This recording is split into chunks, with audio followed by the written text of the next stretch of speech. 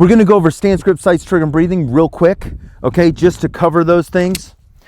So stance, what do we want out of stance? When we're shooting, what do we want out of stance, especially to make multiple shots? Stability. We want to be stable, right? So we want to be stable. And what's the second thing? Mobile, right? We don't want to stay in one place. We want to move, okay? So stable and mobile, all right?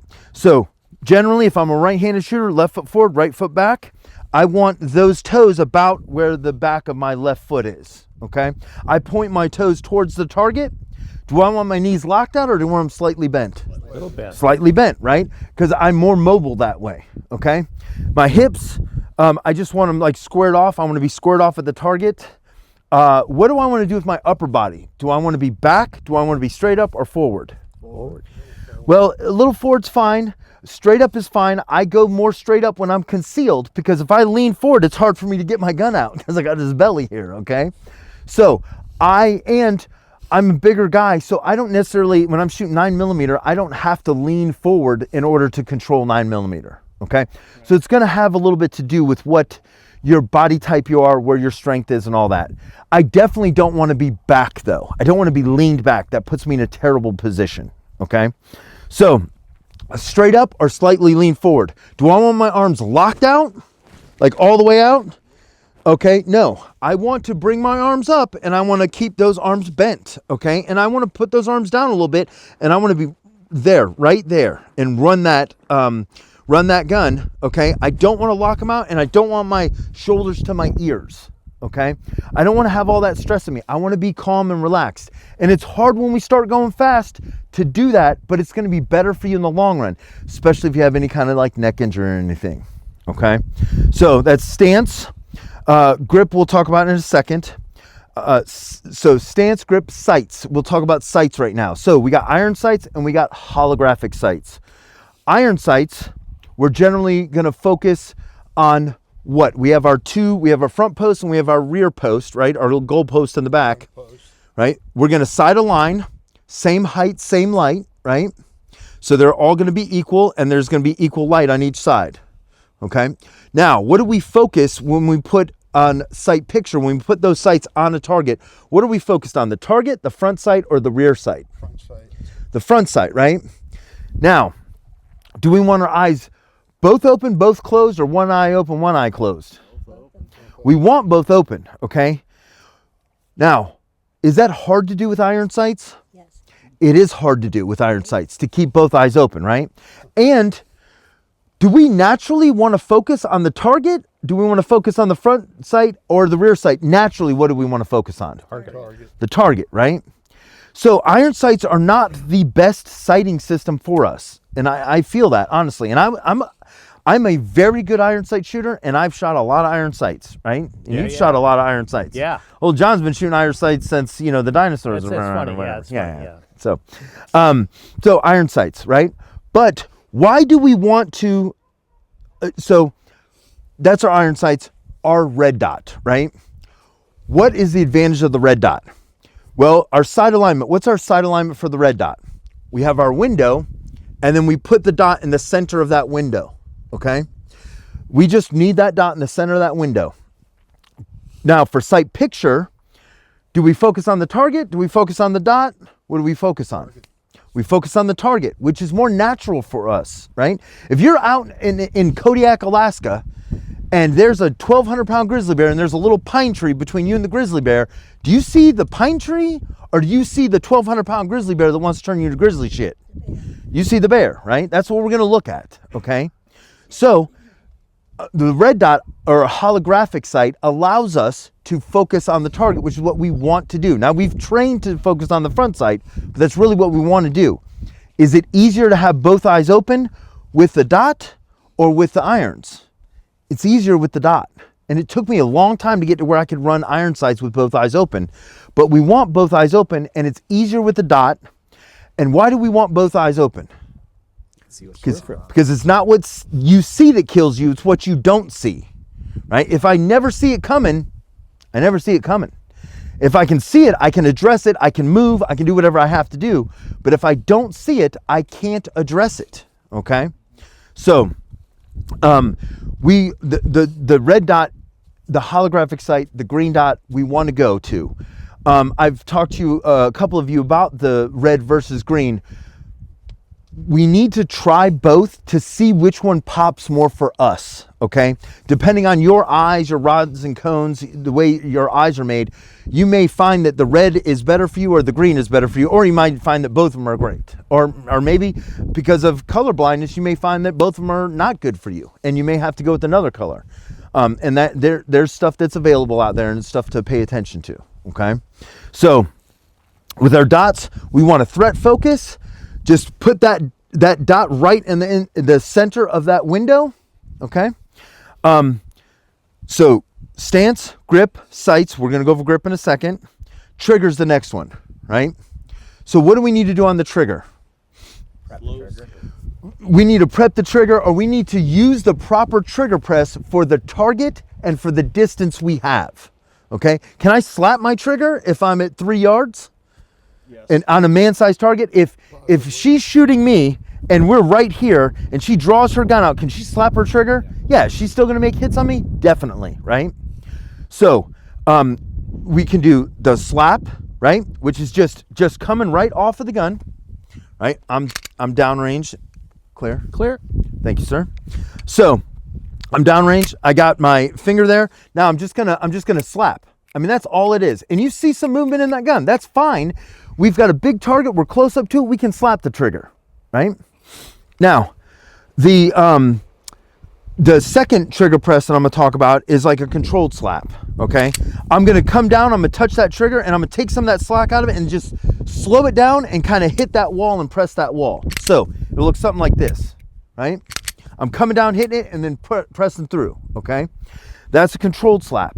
Now, our third one is a full prep. Now, you don't have to do just those three. You can do a variation of those three. As we shoot, we will kind of change up our trigger press as per the target. We'll also change up our sights as the target, as what we need for that target, okay? If we're this close together, do you have to see your sights to shoot me? No, if you level that gun off, you can pretty much shoot me at that point, right? With a slap and still make hits at a very close distance. Now, if we're 50 yards away, it's gonna be a lot different, right? You're gonna have to see your sights, you're gonna have to put that dot on me and get me in focus and put that dot exactly where you want it and get a full prep on that trigger and give it a nice, easy little press, okay? But we gotta use our sights and our trigger as per the target that we have available. And we have to do it as fast as we can. Speed is going to be one of the most, speed and accuracy, they have to come together, right? To get hits in a timely manner. If you put a round on me from this distance, but you wait 2 seconds, I'm probably not going to give you 2 seconds, right? So we have to be timely and accurate for the shot that we're making. We have to make those decisions. How we can make those decisions properly is by training. When it comes to the trigger, guys, you're going to hear a whole bunch of different things about where you should put your trigger finger on the trigger itself. A lot of instructors are going to say halfway between the tip and the first joint. Okay, cool, that works good. Depends on the size of your hand.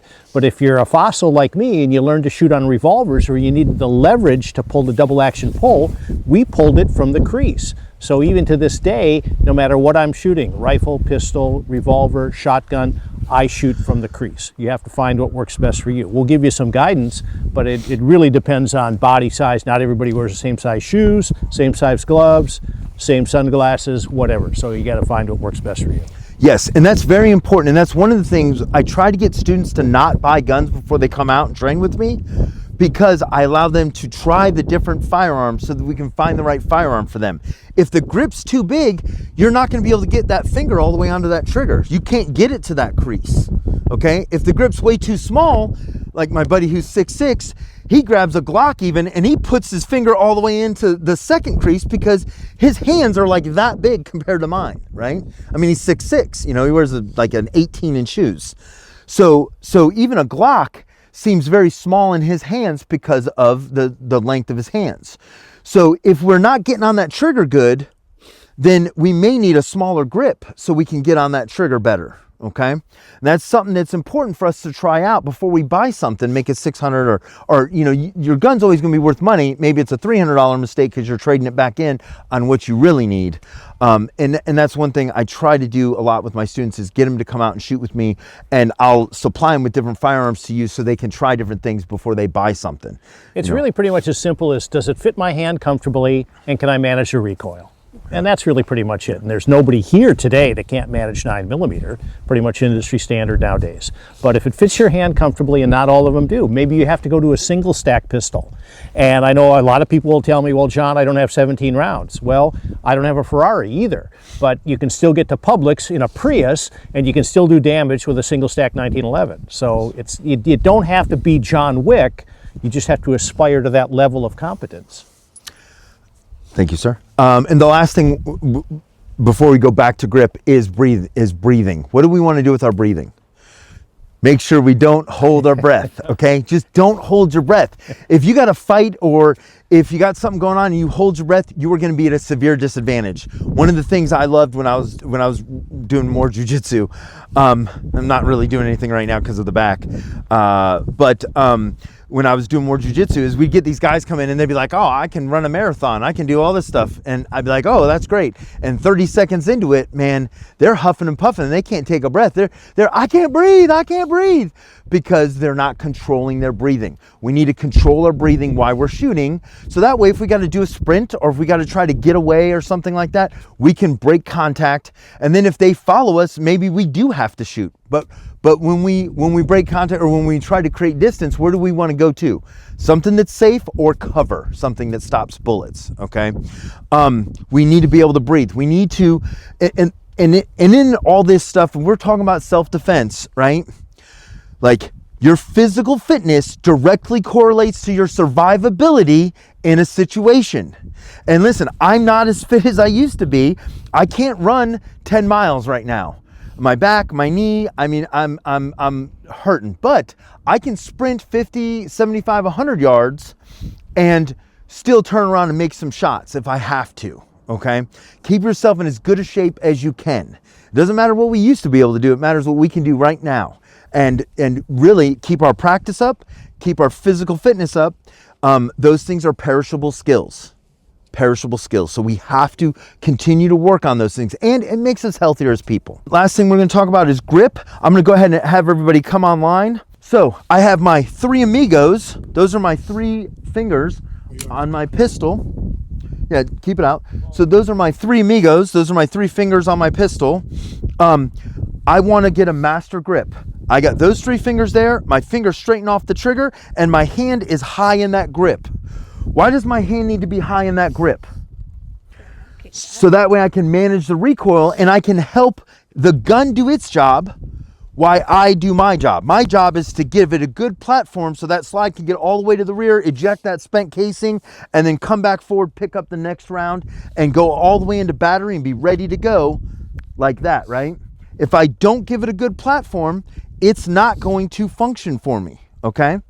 So I'm not gripping the crap out of the pistol with my right hand. I'm giving it a little bit of a firm grip, specifically that pinky. Why do I want to grip a little hard with that pinky? Keep it level. It keeps it level, and it also keeps it from recoiling, right? Because your pivot point is in the back here. That pinky is going to be your best bet to keep it from rolling up as much, okay?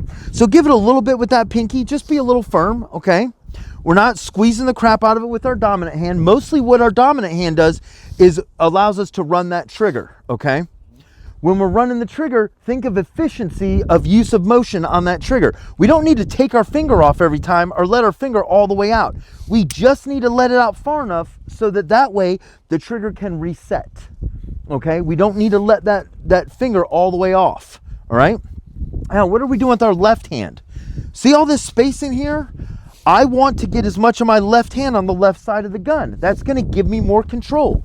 If we were fighting over a pipe, you would want both of your hands as much on that pipe as you could. Well, I had both of my hands as much on that pipe as I could. I wouldn't want to wrap my hand around there to where there was a big gap and my palm wasn't on that pipe, because it wouldn't give me as much control and as much pull or push on that pipe as having both of my hands completely on that pipe. All right.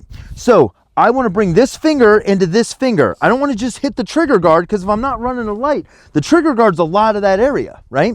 I want to bring it to my finger, and then I want to roll that hand forward, and I want to get that left hand on the left side of that gun, okay? You can run your thumb on the top of the lower, or you can run it off. I'm running it off lately, okay? But I have put it on there. I'm just trying some different things, okay? I'm looking at different videos and different things on the internet, and I'm trying to figure out what's the best thing for me also. One of the biggest things is I'm trying to not let myself get stale, all right? And I recently changed the way I shoot altogether, because there's newer and better things than when I was first taught how to shoot in the 90s and early 2000s. Okay. Now, with that left hand, we want to grip that left hand hard, right? And we want to put that thumb going forward. We want it nice. We want those bones in a good line. Okay. Now, do we bring the gun up to our eyes or head down to the gun? Up to the eye. Bring the gun up to the eyes, right? We don't want those arms locked out. We want a little bend in those things, and we're just going to bring that gun right up to our eyes. Okay. All right. Try not to bring your head down. Good to go? I'm going to put my gun away for a second. Why don't you guys go ahead and reholster your pistol. This is very important, right? We got all these clothes on. So when we reholster the pistol today, remember we talked about it earlier, slow down, get a good reholster, okay?